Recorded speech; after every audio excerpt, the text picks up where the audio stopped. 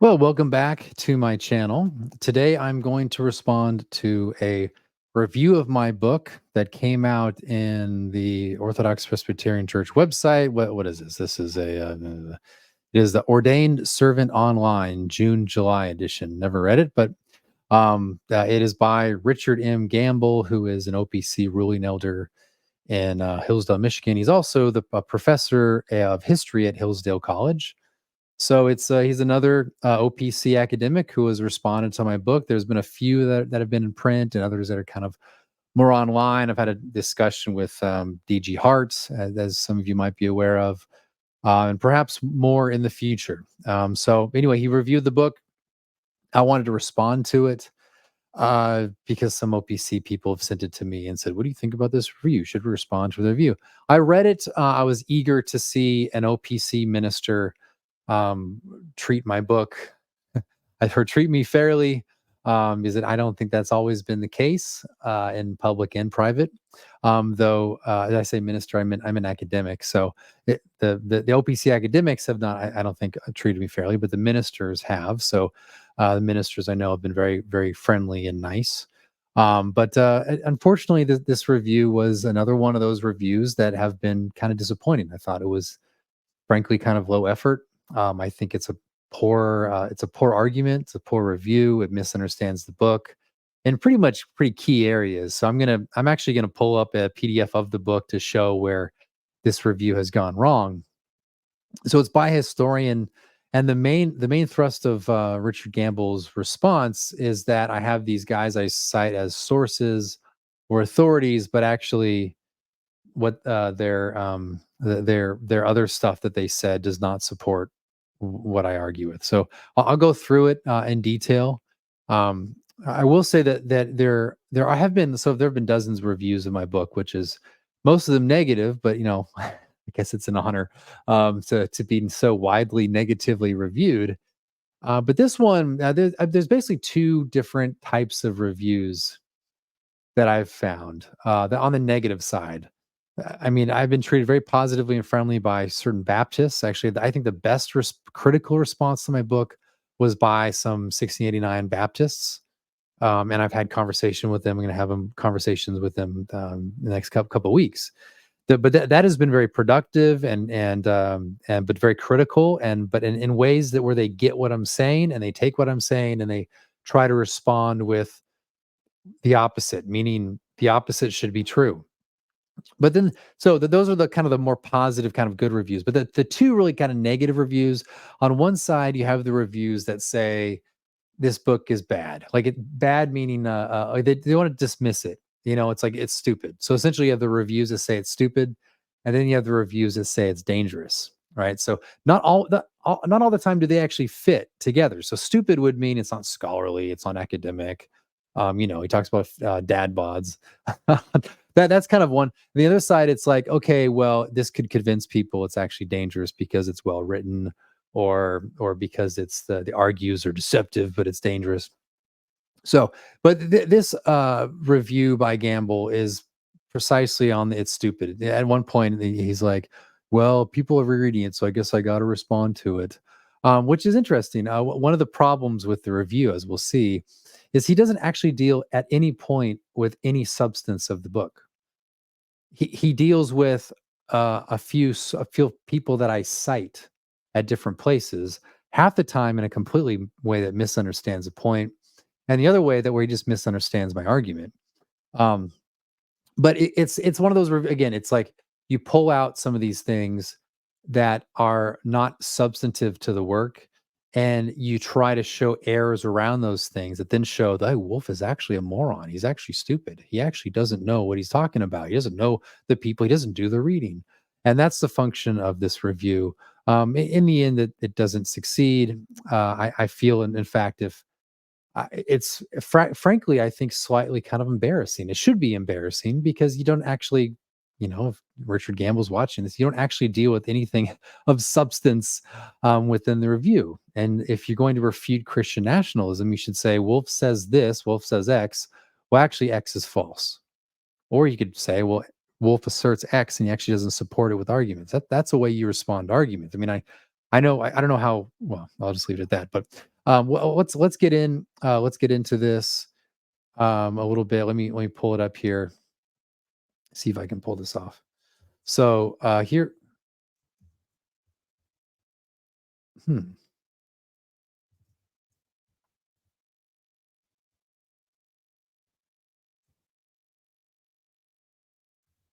there we go. I'm sorry, just lost half of you. So here it is. It's called Christianity and Nationalism. Of course, a Machen reference. The opening paragraphs is just kind of talking about social gospel. What you'll see within the theme of the review is essentially that it's just another, like, my argument is just kind of another. I mean, OPC people live in the world of Machen in that era, so everything kind of goes back to him. And so it's just another social gospel thing, and we have to be more like. In the end, we'll see that we have to be strangers and pilgrims, and the world is not ours, and essentially the standard Anabaptist type fare. But up front, it's like it's kind of setting the stage for the rest of the review. It doesn't really talk about the book much, but it's kind of this idea that there was, there's the social gospel, and Christian nationalism kind of has this sense of the social gospel. National gospel, national gospel also helps clarify today's Christian nationalism, but for opposite reasons. The dominant narrative blames the right in church and state, especially MAGA Republicans, when in fact it was manufactured at least as much by the liberals. So this is again like the idea. The term is basically creation in part from the left.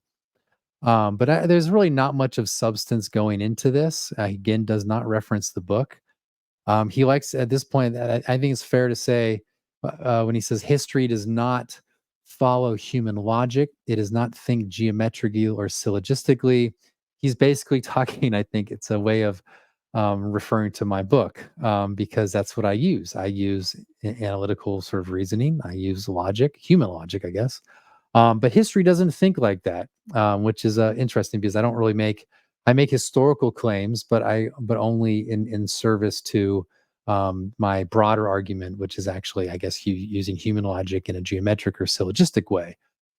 This is, I guess, what historians, I guess, like to do is philosophers make an argument, and then historians come in to spoil it, and then Christian historians show up to tell you that okay, well, actually, Christian politics doesn't work. You need to be pilgrims, and this world isn't ours. Of course, those are theological claims, but nevertheless, I guess historians could say everything's hopeless, so give up. But anyway, that's the opening. I don't think there's much to say about there. But so the first thing he mentions here is the idea. Well, the first thing he says deficiencies in handling Cicero and the reformers, for example. Other reviewers have pointed that out. He doesn't mention the other reviewers for the reformers thing. I'm guessing it's Brian Mattson's review, which I will put my response in the notes below. Frankly, I thought Brian Mattson's review was probably the most one of the worst reviews I've ever read, just because a theologian should know better than the things he claims, and I refute all of them within my response. Frankly, I think that Mattson's response to my book shows that he doesn't know his own tradition at all. In fact, he probably only knows Bavinck, and even Bavinck, I wonder, because he doesn't. I quote Bavinck in the book in support of the very things that Mattson calls me out on or calls into question. So again, I thought it was a horrible review. I responded to it. People still cite it just because I don't understand it. Honestly, I refute it with a lot of evidence. And you can read it below. So if that's what he's now, if that's like this is, I guess, continuing this review is continuing that spirit of calling into question my actual sources.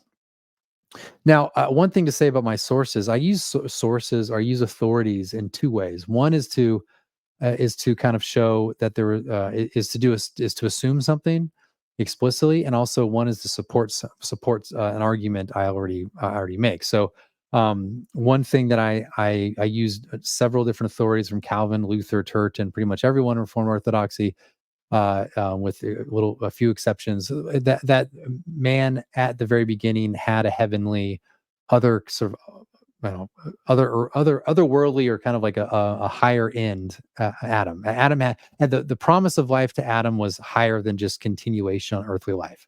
Okay, so that's something I assert, I assume, and I assume with numerous Reformed authorities. Okay.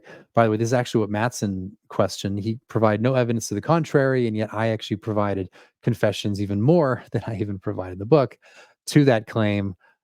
Even Bavinck affirms that claim. But anyway, I won't mention Mattson's horrible review anymore. But yeah, so that would be my use of it, to assume it. The other ones would be to support a claim that I've already concluded.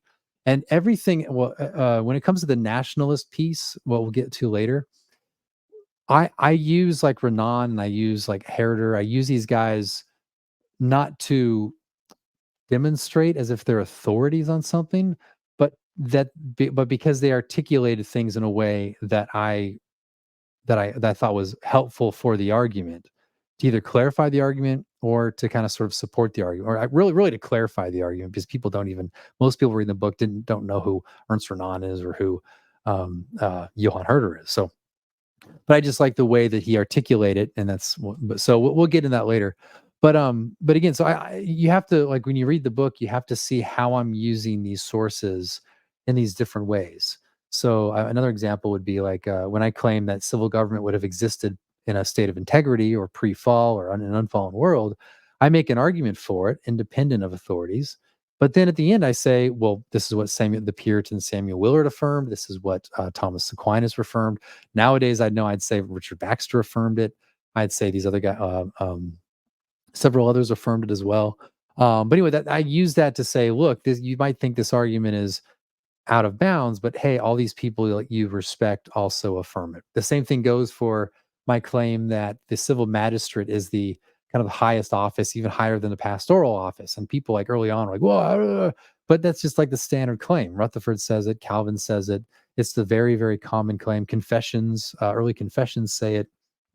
So again, I make a claim, you think it's crazy. I say, look at all these guys who affirmed it. Well, maybe you shouldn't lose your mind. Or you might still disagree with Calvin and all these guys all you want, but don't lose your mind over a claim that pretty much everyone you respect affirmed as well. That's one of the reasons. That's one of the way I use sources. But anyway, let's get more back into this. So his claim is that nationalism is an outgrowth of the French Revolution, which actually in the book I do acknowledge that a lot of what we call nationalism did sort of rise from the French Revolution. Sometimes there's this like a liberal nationalism. You see this in some there's a book by Israeli who was kind of asserting a type of nationalism rooted and it was kind of a liberal democratic nationalism and she appealed to the French Revolution. So I understand the claim, but in the book again, I don't identify or link myself with any specific tradition or example of what we want to call nationalism. I explicitly say in the book that you can't evaluate my claims on the basis of some sort of historical precedent of what you want to call nationalism. So you can't say, Wolfe says he's a nationalist. Fascism is nationalism. Therefore, Wolfe is fascist or authoritarian or Nazi or he's a liberal nationalist in the 19th century. I explicitly say I'm using nationalism. The ism of nationalism refers to this, and by which I mean there is a sense of national solidarity, and there is a sense in which people think of themselves as a collective entity, which is very deeply historical. Far before the French Revolution, did people affirm that nations and people groups have a sort of collective, we're a collective entity. I mean, the whole basis of like the consent tradition, which far predates the founding or Locke, it assumes that there is this group, this collective group making consent. And the consent goes back way back, far before the Middle Ages. It's in Aquinas, even before Aquinas. So it already assumes from the outset that there are these things, these political units that are these collective entities. And so what I simply said is, okay, these things exist. I mean, it's in the Bible to talk about these people groups as having, like, if God is going to judge a people group, right, for the things that the people group did, he's treating them as collective entities. So it's obvious the case that there are these things that exist and they are real. Okay. and they act, and they bear the punishment or the reward given their actions. They're meaning the collective entity of a people group. Okay. So all I said is that, okay, we have these things called nations. Well, I'm going to call it nationalism when this entity recognizes itself as such and then acts for its good. Right. So that doesn't appeal to 19th century liberalism, liberal nationalism. It doesn't appeal to 20th century nationalism. Now you might say, oh, well, that's an imprecise or false use of the term, or it's unwise, or that's not how we normally use it. Fine, but that objection uh, is in a way superficial. It doesn't deal with the substance of my claim, right? You might say that it's a false use of the term or the word. You might say it's a false, like it's unwise. That doesn't itself strike at what I mean, what that term refers to. Okay. Just like if I misidentify, how do I say this? Maybe that's not a very good analogy. But I was going to say if I misidentify a bird, I'm still seeing that same bird. Oh, that's not a that's a blue jay, not a bluebird, right? So, oh, okay, but I'm still looking at the same bird, right? So it's just your objection is over the word I'm using to thing that's actually real. So the point being, analogously, I make an argument for what I think nationalism is. You can disagree with the term. That doesn't, in effect, deal with the actual substance of the argument. And again, nothing within this section, nowhere does he actually specifically deal with any of the substance of the argument. I understand that nationalism people have rooted it to into the French Revolution. I get that.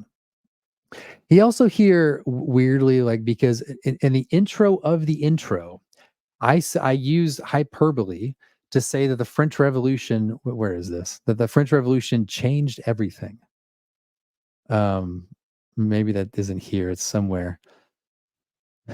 Changed everything. So the intro of the intro, I guess I'm imprecise. I use a classic rhetorical device of that everyone can see in a certain spot where everyone can understand. There might be a little hyperbole, and so I say the French Revolution changed everything. Which, in some ways, the French Revolution did kind of change everything. Not directly, but every historian will say that that event was significant for not only Europe but the rest of the world. And so, but again, it's just silly. It's like a cheap shot. Oh, you said it's everything, but it's actually, oh, there it is right there. Yeah, right here. He said I what the he'll let it pass. Okay, well, he'll let it pass. Okay, he recognized it's hyperbole at least. But again, it's like these like a cheap shot where he knows it's hyperbole. He knows it's like in the first page of the book, making a claim that historians would say all the time that the French Revolution. But it's just stuff like that. But again, like he recognized nations are old, but nationalism is not. Okay, well that's precisely kind of the issue with this review. Is, well, why not? You can give a section again that questions my use of the term, but he is bringing my argument into a broader kind of understanding of the label and then critiquing my position on that basis, which actually doesn't logically work. I mean, uh, which I do kind of wonder to what extent he actually read the book. I know that sound maybe offensive, but I get a sense that he just skimmed it and found stuff he thought he could call out to be bad, and then use all that stuff he could call out as a basis to essentially dismiss the book. I mean, perhaps I'm wrong. I'd love to be proven wrong on that. And I have a good reason for that I'll bring up in a second. Our whole time in we like to talk about do the reading, so he brings this up. This is really interesting. He goes after my early, very brief discussion of people who have used the word Christian nationalism. You got this guy named W.H. Fremantle, another guy named Chow. What's his first name? I remember Chow's. A Chinese guy who quoted Christian. Well, we'll get to it. So the whole point, he's read enough academic monographs to know that up front in an introduction, you read a sort of like almost like a literature review, and that's not exactly what I was doing here, but what I was doing is showing, hey, and I expressly state this.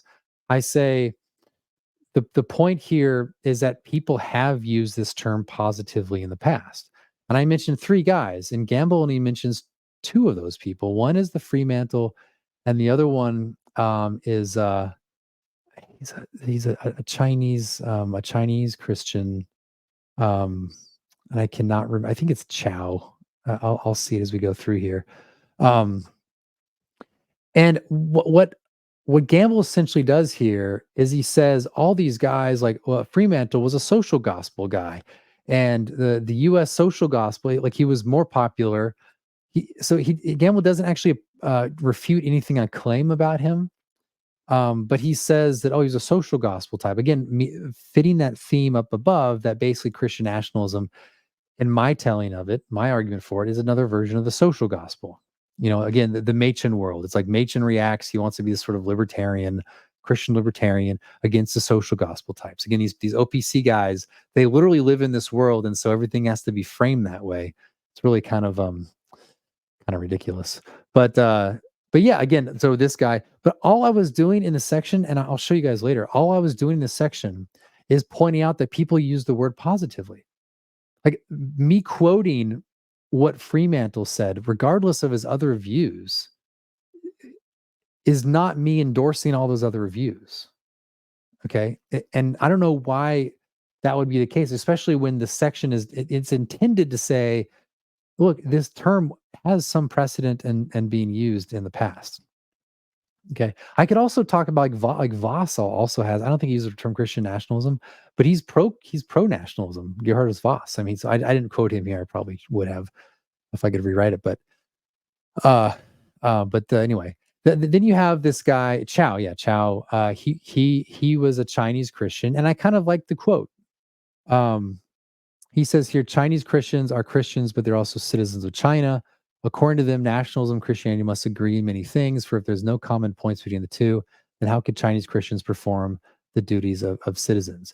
So the quote's kind of good. It kind of fits my theme. That doesn't mean I endorse everything Chow said. And again, this is like the intro, like the second section of the entire of the intro.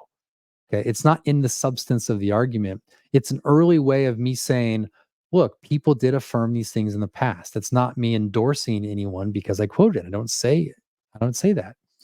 Um, but he ends a section with the question is why Wolfe is taken by one, a seminal influence on the social gospel. Yeah, I'm not taken by it. I'm just showing people use the term, which is exactly what I said in the book. And by a product of the US export of the social gospel through the YMCA in China. Okay. Where in the book, where elsewhere in the book? One of the ironies actually is later on in one of the chapters, like the second or third chapter, I believe, I explicitly deny the idea of a social gospel. I deny repeatedly. In fact, people on my side, the theonomists who are generally friendly and the post mill guys, they hate it when I say on Twitter, which I say all the time, the gospel is not inherently political. I just had a conversation with a libertarian guy, and he was telling me he believes the gospel is inherently political. And I was saying, I don't think the gospel, and we talked about it, and I kind of nuanced it, of course.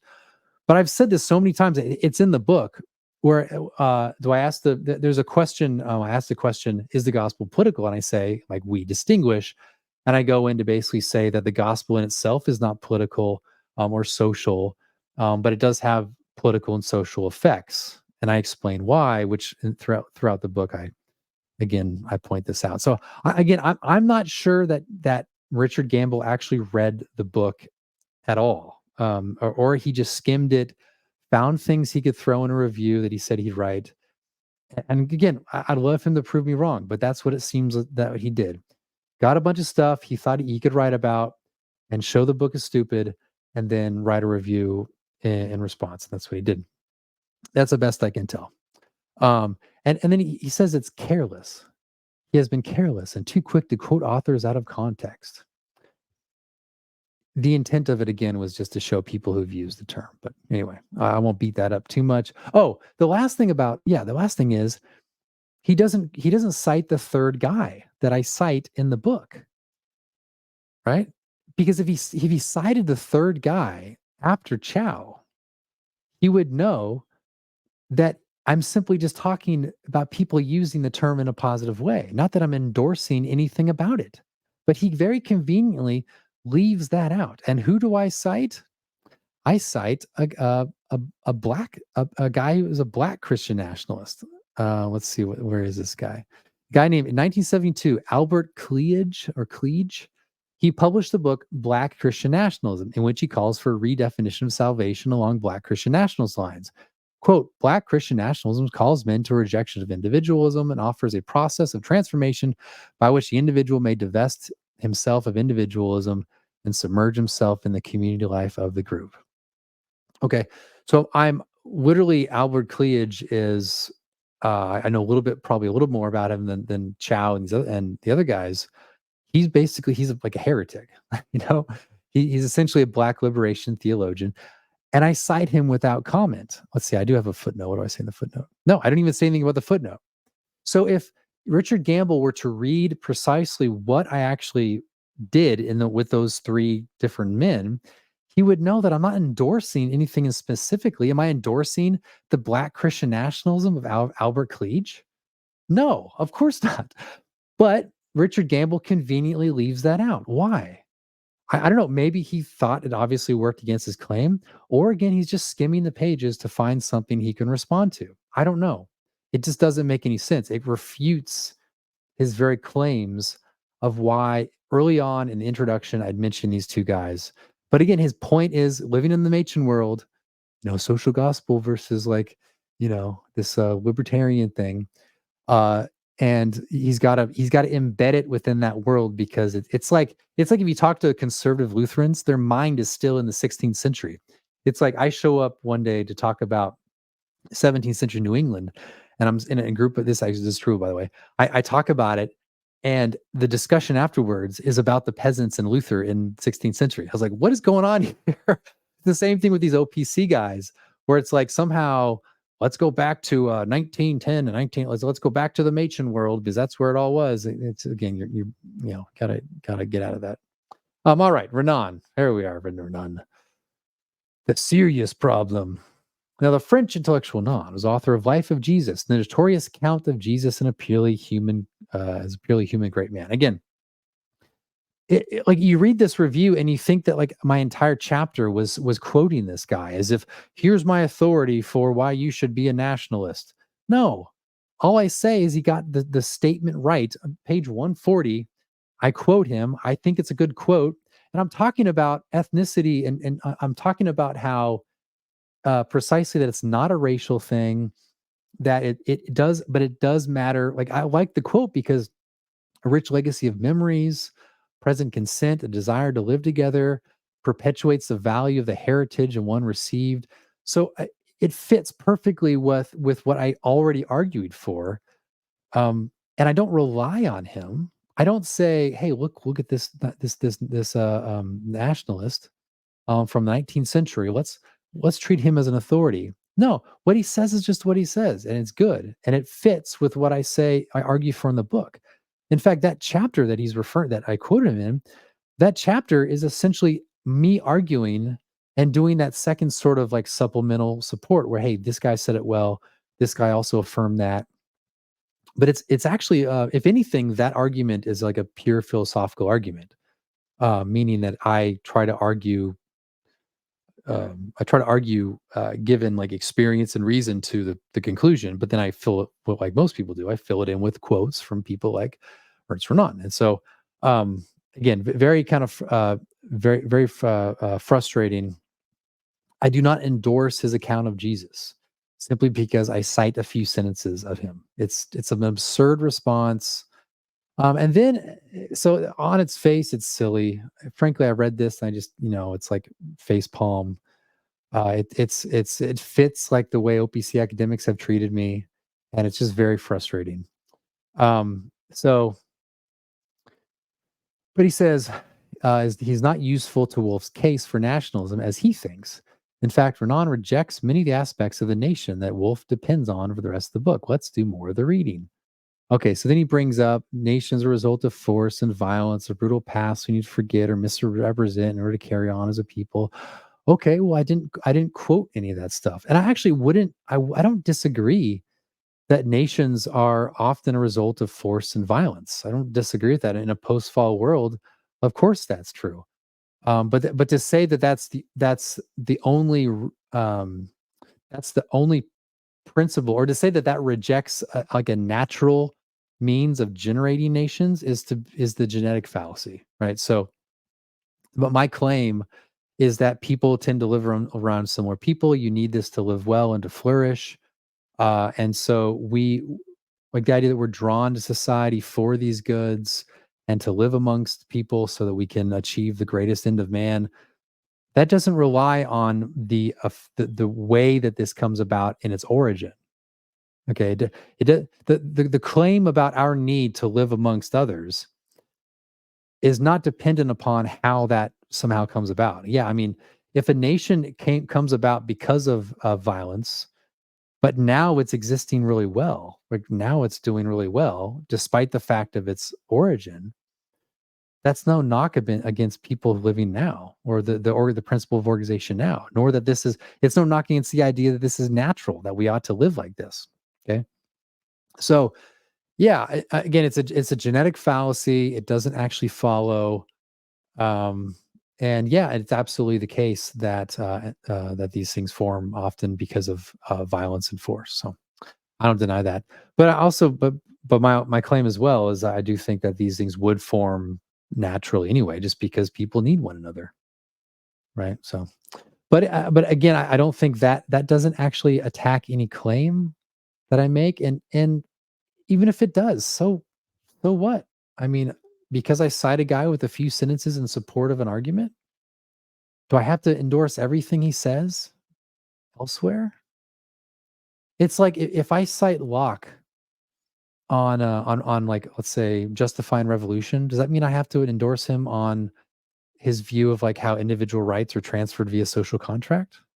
Like if I agree with his argument on the nature of tyranny or the prerogative or his objections to Filmer, I mean, does that mean I have to endorse everything Locke said elsewhere, or does that mean I have to endorse his quasi, anti-Trinitarianism in his other works? It's silly.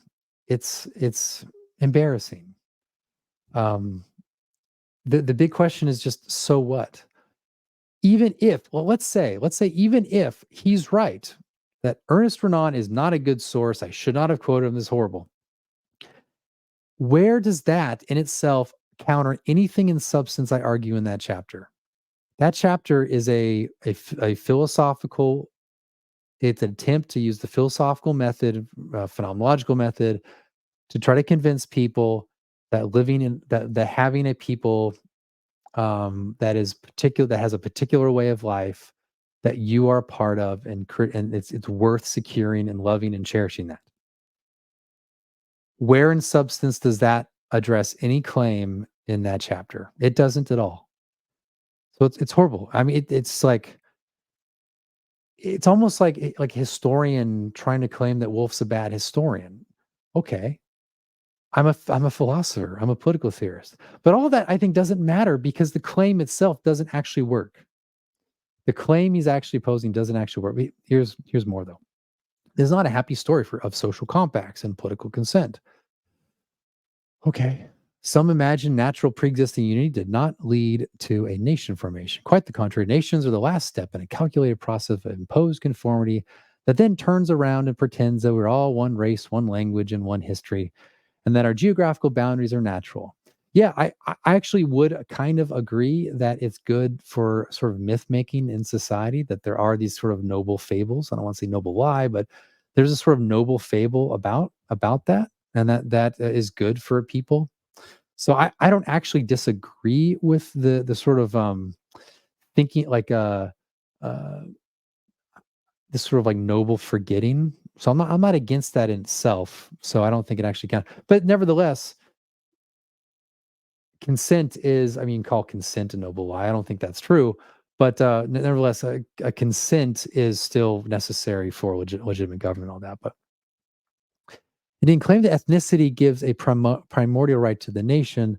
Renan continues, is a great error which, if it were to become dominant, would doom European civilization. The national principle is as just and legitimate as that of the primordial right of races is narrow and full of danger for true progress. The truth is, he argues, that there is no pure race and that to base politics on ethnographic analysis is to base it on chimera. Now, I don't claim, I don't say anything about a pure race. I agree that you actually can't organize around a pure race. I say that explicitly in the book.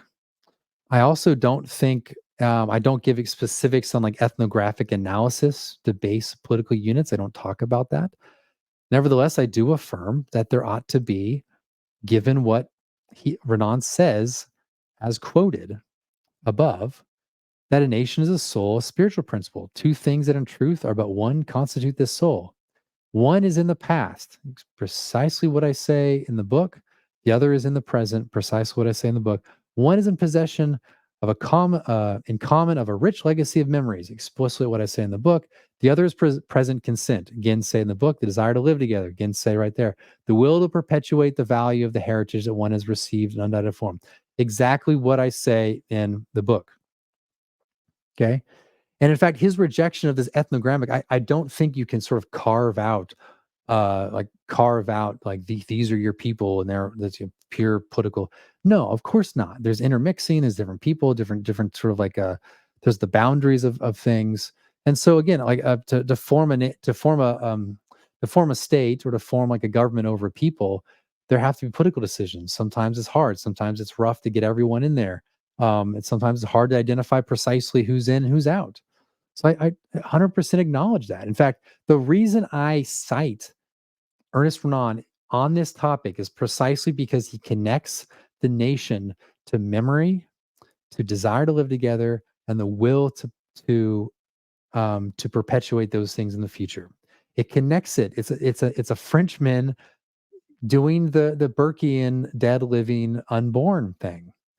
The dead, that's a rich legacy. The present consent of people desiring to live together, and the futural aspect of perpetuating that heritage. Okay, that's why I cite it. But again, but then you get all this other stuff. Like, what else do you say? It doesn't. This goes even. It gets even worse. So then he says, but the critical point here is Renan offers alternative, inspiring spiritual unity of the nation, because he says religion cannot offer an adequate basis for the establishment of a modern nationality. Wolfe would say that we need to return to that religious basis. But Renan proposes as the binding forth of modern nation states, the cult of ancestors, a heroic past, great men, glory, and a glorious past is in fact a substitute for religion in a world of political atheism. Okay. What Wolfe endorses is his replacement for the theological metaphysical basis for nations. I do not think Wolfe knows what he's doing by appealing to authorities such as Renan, Heider, and Carlyle. What Wolfe embraces as an accurate expression of Christian nationalism is, in fact, an Erstad's religion of nationalism created to provide the spiritual glue for modern nations. Now, again, I don't actually use him as an authority. I use him because he states precisely what I'm trying to say. And that's exactly what I quote. I don't endorse everything Herder claimed or Carlyle claimed, though they're within, so like Carlyle, the reason I cite him is because he's kind of that great man hero worship tradition, which I think we need to recover. But in me saying that we need some version of that is not me endorsing their entire project, their entire program. It would be like if I were to cite Thomas Aquinas because he got something in politics right, then somehow I'm committed to his sacramental system or his view of the papacy or his view of tradition. All of a sudden now I'm linking. I cited him. Well, I mean, you pick up Turton. He says Aquinas is really great on this thing. And all of a sudden now like Turton's committed to Roman Catholicism. It again, it just doesn't work. It doesn't address actually the substance. But really, the one big problem here is Gamble doesn't actually understand my claim, which I make pretty explicitly. Which interesting, the I'm actually going to bring it up here. See if I can bring this up.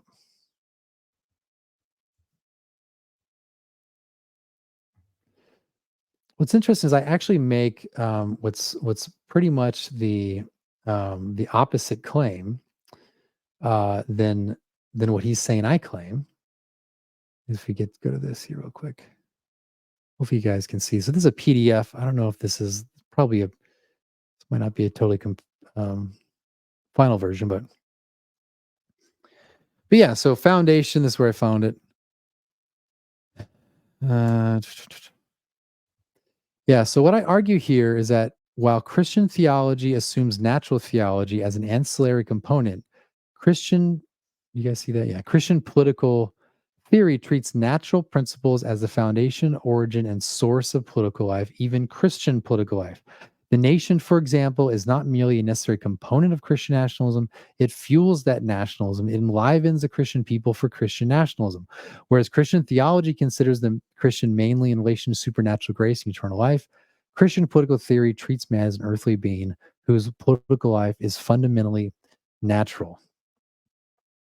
I was early on kind of criticized by some people in, I guess, the CREC world, some other post mill guys, or the theonomists, because, and still I see theonomists attack me for exactly this. Like I think that the nation is prior to the Christian nation, as nature is prior to grace. And so, actually, Gamble claims that I want to have a religious basis for the nation. That's a little imprecise. I mean, I think there you can talk about religious basis a little bit. There's ways to like nuance this and make it clear. But actually, I think that fundamentally a nation is more fundamentally a nation. Again, earlier I talked about personality. You become a Christian, it doesn't fundamentally change your personality. If you're introverted, you remain introverted. If you're extroverted, you remain extroverted. Like the Myers-Briggs thing, you may not agree with all that, but I would suspect that one guy takes it before conversion and then takes it again after conversion. He's probably basically the same. Hasn't probably changed too much. Not a radical shift. All of a sudden you're Christian, now you're like super extroverted or whatever. No, like we all kind of are remain the same. Though deficiencies are corrected and we're perfected because his personality is now oriented to things above.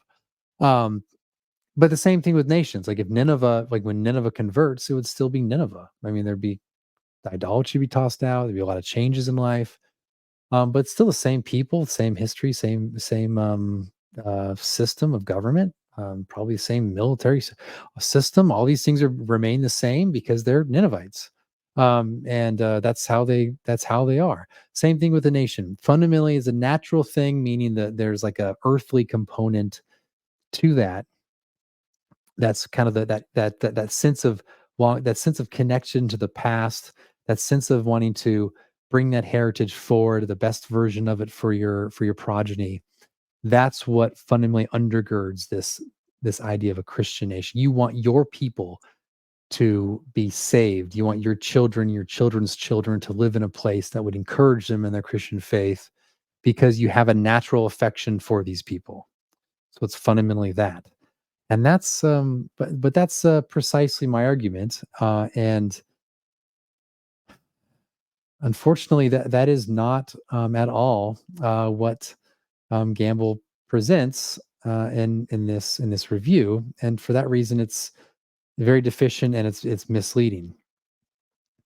Now, if these guys wanted to replace religion entirely as the basis or as a factor in nationhood, then yeah, that would be a problem. But there are components of these different people's thought that I would that of course I want to affirm and kind of lean upon, and so we can think through. That's just like quoting a pagan. So if I quote Aristotle, or if I quote Socrates and Plato, Cicero, Seneca, when the reformers and Christian theologians cited these guys, does that commit them to everything they said, or does it just commit them to the what's actually said? Um, Again, I just think it's just a very poor argument, a poor response. Um, yeah, and then there's two paragraphs left. I don't know. At no point does Richard Gamble address anything about the substance of my argument. He brings up three or four, four, I guess, four historical examples. Three, I think. Mentions Carlisle and so three or four, and simply dismisses it. And then in the end, again, connects it to the social gospel. He throws in sounding like Nietzsche.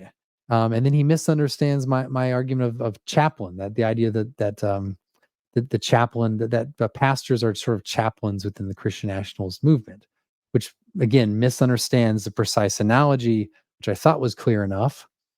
Again, this is the chaplain idea. It's a matter of chain of command. So like within the military, chaplains are not in the chain of command. They don't give the commander orders. They don't take orders. They're not the mediator of orders from the commander. They advise the commander on spiritual things. So it's an analogy. That's all it means to be a chaplain. So and anyway, but those chaplains in hospitals, it's basically someone who's doing some kind of service to something like in a spiritual role outside of the church context. That's why you have chaplains at hospitals and other ministries, those sorts of things. So anyway, yeah, I don't know. Like he doesn't like the idea to use action and discipline and will and solidarity. He says he compares it to Franklin Roosevelt's first inaugural. It's authoritarian temptation. I mean, these last paragraphs are, yeah. I mean, she mentions earlier the idea of a boomer. The mind of a post World War II, especially among the older folks, is that every idea has to be filtered through this sort of gut check that is fundamentally shaped by World War II, by Hitler, by Nazis, and then the subsequent propaganda, like the authoritarian personality that came out in the 50s and the 60s, that essentially the boomer conservatives, I don't know how old Richard Gamble is, but I think he's older, have basically subsumed this filter or this lens through which everything is interpreted. He even says, like, it is the old appeal of populist nationalism. We have been here before. What do you think he's referring to? He's referring to fascism or Nazism. And like he doesn't like this idea of action and discipline and will and solidarity. Is there anything against all that stuff? And he's worried that we're appealing to young men. Well, of course we're appealing to young men. I mean, you look around and OPC people in particular, like I mean, Carl Truman writes this thick book on expressive individual like expressivism, and in the end has no actual roadmap to solve anything or has no advice. And you look in First Things, and he's essentially apolitical and wants to undercut political action and thinks that somehow Luther is supports this almost like Anabaptist. And then and near the end, you wonder, why is the idea of will and solidarity and discipline appealing? Well, this he says, this world does not belong to us, and we do not belong to it. It is not ours to take back. Christianity plus nationalism will only distract us from the genuine gospel, from preparation for a life of suffering for the name of Jesus, and from embracing the scandal of the cross. So essentially, basically, the OPC has embodied these Anabaptist talking points. Really, I mean, what's interesting is how like OPC academics and many ministers are essentially just modern evangelical.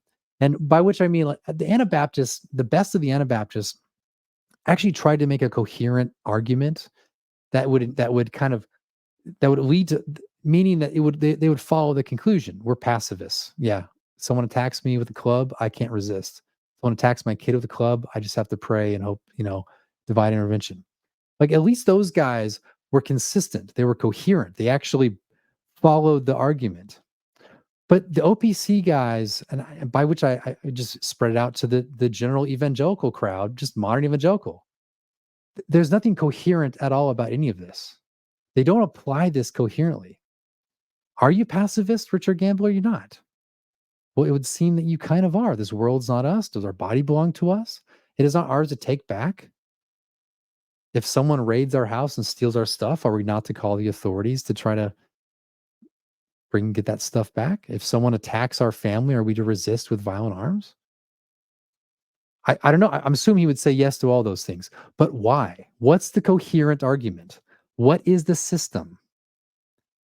We're not supposed to have will and solidarity and discipline. That's all Nietzschean. The idea that we'd expect civil authority to suppress gross sin and degeneracy. That's Nietzschean political thought. That's not, this world is not ours. It does not belong to us.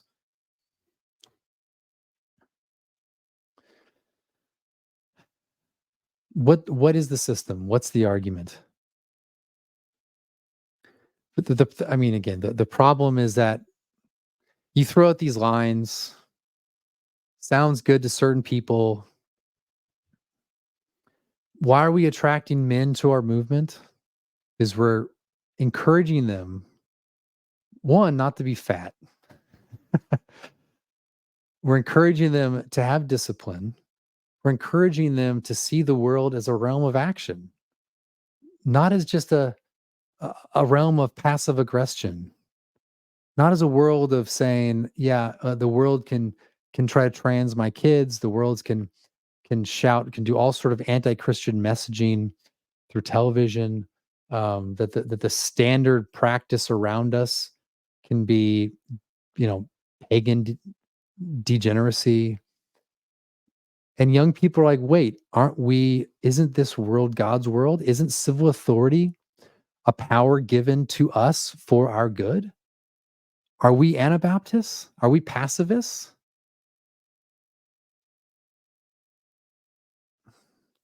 And if you listen to people like Richard Gamble talk about this world does not belong to us, well, I guess not. None of the stuff that literally you are required to be a sort of not only a stranger in heart to this world going to a greater city, but literally a stranger to the what your parents gave you, what your ancestors gave you. You're a stranger to your grandchildren who have to live within this society. The gifts that your forefathers granted you, their action in this world to create a political system and an orderly society, that's given to you as a gift through your ancestry. Yeah, this world's not our own. You realize that when we say that, when you think of the world and you look around you, much of what we see in the world is a product of what people have developed and put into place that you now navigate through. If it's good, it's a gift from the past. And you're inheriting these things. Again, your world is a social reality. Your world is a built environment. And you're just going to say the world's not ours? Okay, fine. The trees and the forest are not yours. Whatever. I don't know. But all these other things are a gift from your past. It's people saying, "Oh, this would look right. This is fitting. This is suitable. This city plan, this garden, this architecture, this city square, this main street. This is fitting. This is pleasant. This is nice. People would like this. World's not our own. Let it go. Burn. Oh, rainbow flags, degeneracy, naked men in the streets doing things. The world's not our own. What is that? Is that honoring? Do you think that honors the fifth commandment? World's not our own. The world is yours. By which I mean, this world is a gift to you for your good. And it's the inaction. I don't care if you're going to be a minister and you just want to do word and sacrament. I support you really, because most ministers, I don't want them talking about politics. But don't use the pulpit. This is the irony. It's like you have these ministers, they will use the pulpit to prevent you, non-pastor, from being a political actor. Because the world's not ours. It doesn't belong to you. It's not ours to take back. We had a Christian, this America, we have Christian forefathers. And it's the very mentality, frankly, it goes beyond in both ways, but the boomer mentality has turned this, has damaged this beyond repair.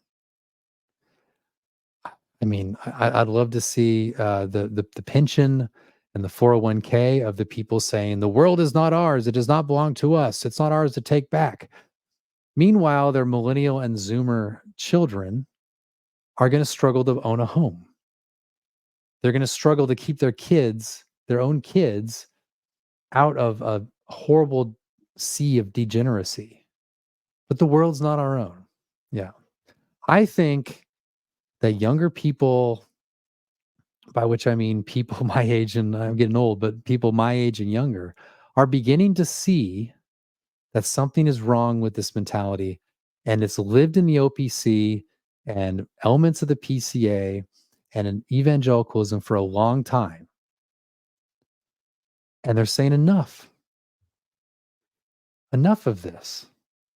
We are human beings intended to live in this world in a temporal sense, intended to seek after our good, endowed with capacities to realize that good, not only in our own action, but in the power granted by God from the civil authority for our good. But this new kind of, it's not even new. I mean, it's been going on for a long time. It's essentially boomer theology instantiated, of just this world's not our own. Just sit back, get a pension, have a big 401k and house, buy up the big house with you and your wife, and that's it. So I mean that's again, I'm not talking. I don't know Richard Gamble. I'm not talking about him, so I apologize if it makes it sound like I'm attacking. I don't know the guy, so I'm kind of thinking in abstract terms here. But anyway, it's frustrating. Um, I think like for the future, if there's OPC watching this, there are good critiques of my book out there. There are people who have asked very good questions, who have questioned some of the elements of substance. I'll actually link. I will link to a YouTube video where I think the guys did a really excellent job. I responded, and I don't think their arguments work, except one. I actually admit that one of their arguments works.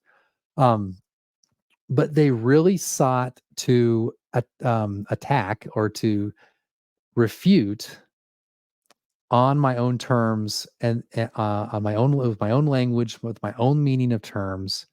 And they didn't go into this like ridiculous, like breathless attack of dismissing and like, oh, it's too many people are reading this book and the book is horrible, but I've got to respond to it. And then you just respond with a bunch of like, hey, these 3 or 4 guys, it's silly. So I could keep rambling on about this, but that I think I'll leave it at that. Um, but anyway, the point is, please respond to my book, given the substance of it, and I'll just leave it at that. But all right, well, thank you for listening. I think I covered everything I meant to cover and then some. If you guys want to see the review again, it's like an OPC online. Richard Gamble, there it is. Christianity and Nationalism. And we'll call that it. So again, thanks for listening, and I will try to figure out how to turn this thing off. See, I'm an old millennial, and old millennials don't know how to do these things. But all right, have a great rest of your day.